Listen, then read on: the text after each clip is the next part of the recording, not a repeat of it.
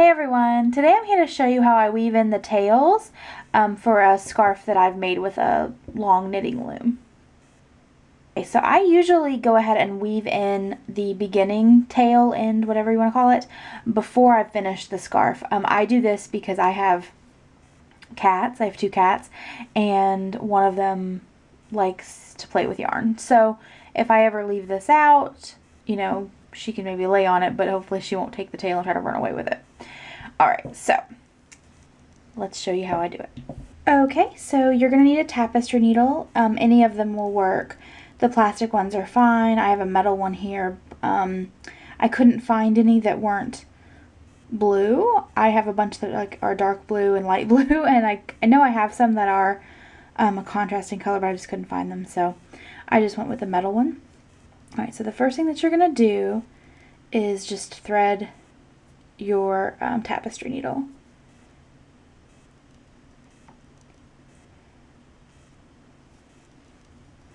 Okay. You can see that the tail sort of comes out below the edge. So what I like to do is just go ahead and slip the hook or the needle under there, so that way I'm starting on the same playing field, I guess. And then you're going to go ahead and turn it over. Okay, so here's what you're looking at once you've turned it over. I like to sort of hide the tail yarn in the second ridge because I find that if you put it on the first one, I don't know, I just think it's a little bit more noticeable. So here's what I do. I'm basically just going to sort of follow this one that's right here and just go underneath these two right there. So I'm just basically following the yarn path that's already set out. Now, the ones I'm doing, I'm making them for charity, and so I want to make them as, as durable as I can. So I am going to knot this tail. You don't have to if you don't want to, but I want to make sure that, like, if someone throws this in the washing machine, it's not going to come unraveled. Nobody wants that. So I'm going to just go ahead and hide the tail just a little bit more, and then I'm going to make the knot. And I'm just basically following the yarn through. So I'm just sort of making like a slight zigzag pattern. You can do it however you want. I just think that this tends to hide it just a little bit more.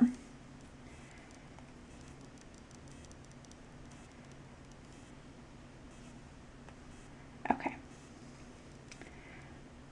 Now you can see, I mean, it does look a little different, but it's fine. Now you're not going to want to pull too tight, so I'm doing this as loosely as I can I'm basically just sort of following the same tension that the original stitches or whatever have.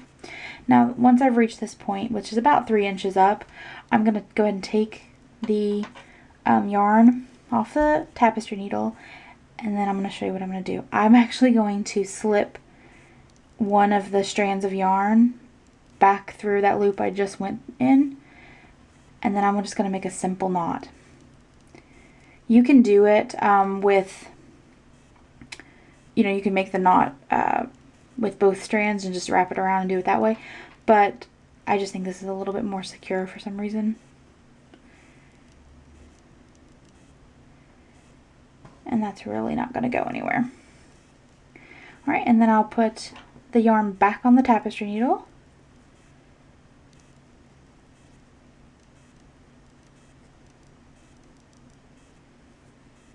And then I'm going to continue to, weave in the yarn, hide it, whatever.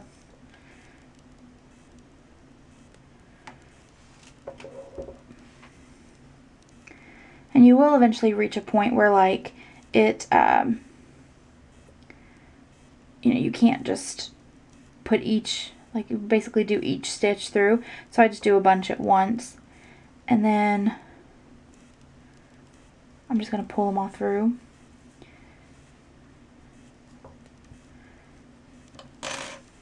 And then I'm going to pull just so it's like the right length.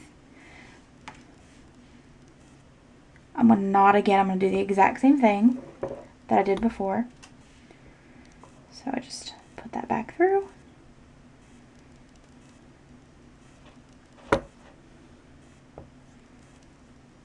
And then make a knot.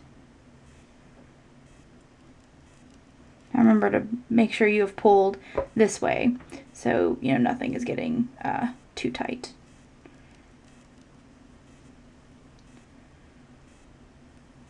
And then I'm just going to go ahead and snip this with scissors. If you want to, you can go ahead and hide the rest of the tail in the way you have been doing. But I just find that it works just fine, and that way the little tail ends don't stick out eventually. Okay, so I will be back when I finish the scarf, and that way I can show you how I do the end of that, though it's basically the same thing. Okay, so I've reached the end of my scarf, and I've already worked back over to the end, so you can see I'm here. Now what I go ahead and do is just cut a section to you know, to weave in at the end. You're going to need probably about 6 inches or so. And you're just going to cut it. Okay. And then that way you can go ahead and pull off, you know, pull the scarf off of the loom. So you just drop it through. There you go. And then you're just going to take this yarn and loop it through one last time. Just do this with your fingers, it's probably easiest. Right. And then you're going to pull, well, actually you're going to sort of just pull this section right here, just so that it makes it a little tight. You will have, it does sort of hang over just a little bit, but that's just sort of how it goes.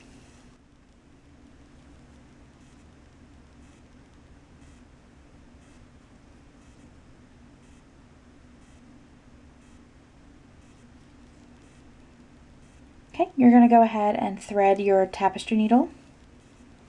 Okay, you're going to go ahead and just turn it around, so that way, you know, the yarn's over here. And then I loop it back.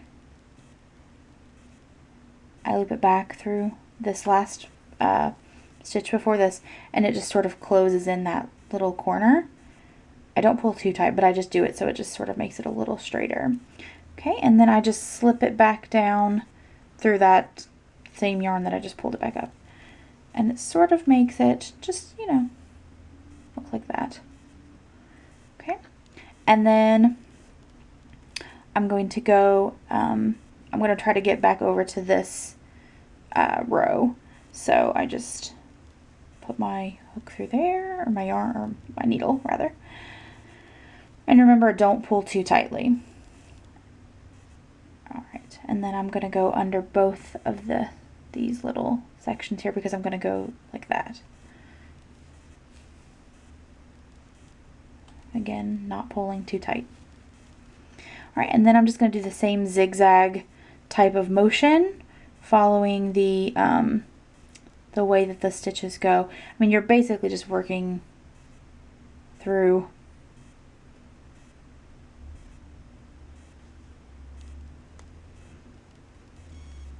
the work that you did before. You know, you're sort of just sliding right down the middle of it, and if you wanted to do that, you could. I'm going to just take this, and this is just the easiest way to do it. I'm going to take one strand of the yarn and put it under this loop there. So basically I just sort of split the strand if we're treating both of the yarn as one, you know, when we're working with it that way. And just making sure that it's not too tight. You know, pull on this so there's some give. I'm going to go ahead and just make a simple knot.